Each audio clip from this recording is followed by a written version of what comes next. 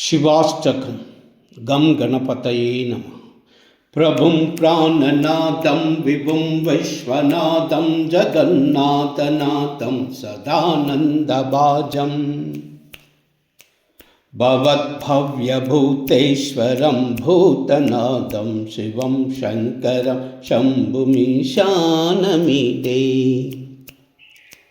गलेरुण्डमालं तनौ सर्पजालं महाकालकालं गणेशादिपालं जटाजूटगङ्गोत्तरङ्गै विशालं शिवं शङ्करं शम्भुमीशानमीडे। मुदामाकरं मण्डनं मण्डयन्तं महामण्डलं भस्मभूषाधरन्तम् अनादिम् अपारं महामोहमारं शिवं शङ्करं शम्भुमीशानमीडे।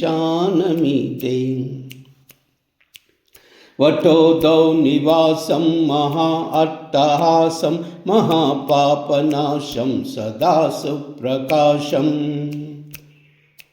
गिरीशं गणेशं उमेशं महेशं शिवं शङ्करं शम्भुमीशानमीडे। गिरीन्द्रात्मजासं गृहीतार्धदेहं गिरौ संस्थितं सर्वदा पन्नगेहं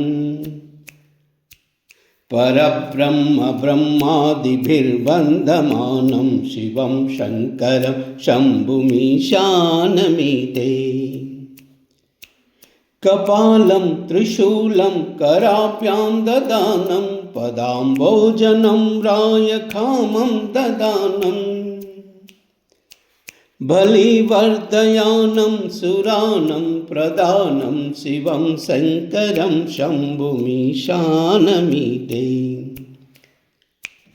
शरच्चन्द्रगात्रं गणानन्दपात्रं त्रिनेत्रं पवित्रं गणेशस्य मित्रम्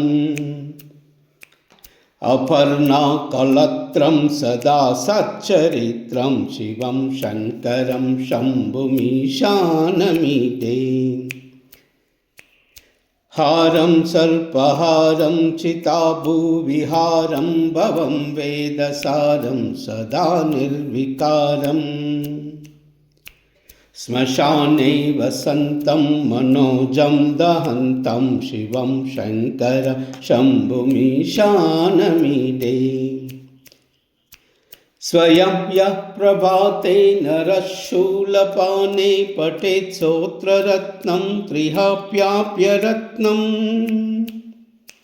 सुपुत्रं सुधान्यं सुमित्रं कलत्रं विचित्रैः समाराध्य मोक्षं प्रयाति।